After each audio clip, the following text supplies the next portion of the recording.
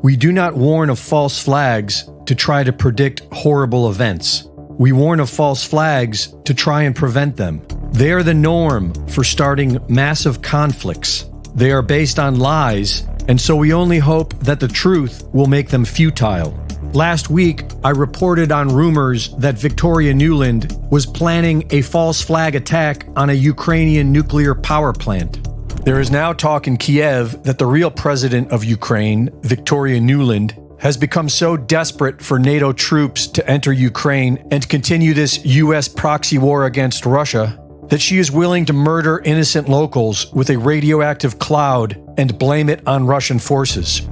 After that report, documentary filmmaker Chris Emory, who has spent years researching PATCON, the U.S. intelligence operation to use false flags as a way of criminalizing American patriots, reached out to me with some information that shows how this is standard operating procedure for the black hats in our government. We had done our first movie premiere in March of that year in Salt Lake City with an attorney that we actually interviewed on the film by the name of Jesse Trinidad.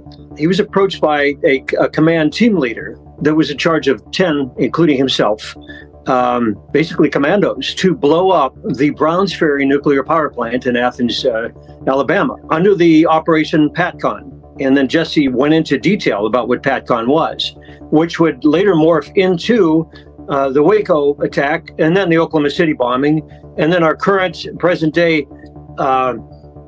ramification of that was J6. That nuclear power plant is still standing today because this command leader says no, that violated their rules of engagement that they were taught in their special operations ever since he was, a rookie commando. And he says, we are not killing 27 innocent U.S. civilians, no matter how much money you're paying us. Each of his partners, there were 10 commandos altogether, were given duffel bags full of cash. Each were given $5 million. They left it in the parking lot in the wee hours. He said between 2:30 and 3 o'clock in the morning, they literally left these duffel bags in the parking lot, in the far end of the parking lot, away from the nuclear power plant, and drove away. And they basically told their commanding officer at the Pentagon to F off. We are dealing with people that are of the occult, or in a dark corner of the universe that we can't even imagine. And Nuland is in that pack with Merrick Garland and several others, without a doubt.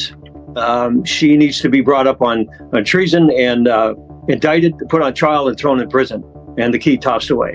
We also spoke on the subject of what looks to be the beginning of a false flag being set up on the southern border, with World Economic Forum puppet Greg Abbott now calling for a civil war. What in the world? Why did it take him almost 2.5 years to gear up? I think it's disingenuous what he's doing. There's poor ranchers and the private citizens within 50, 60 miles of the border have gotten their land, their homes robbed, their ranches decimated, trash, human waste, windows broken into, property damage. He could have put the thumb screw on that a long time ago. Why he chose to do so now is beyond me. They're much more keen. They have the operative radar, on high alert now, and they'll be able to hopefully weed out a lot of these operatives that, whether they know it or not, are being paid by the feds to be the fly in the ointment and get a lot more people in trouble. It's just going to be a reincarnation of J6 all over again. Expert on false flags and the southern border crisis, Michael Yawn,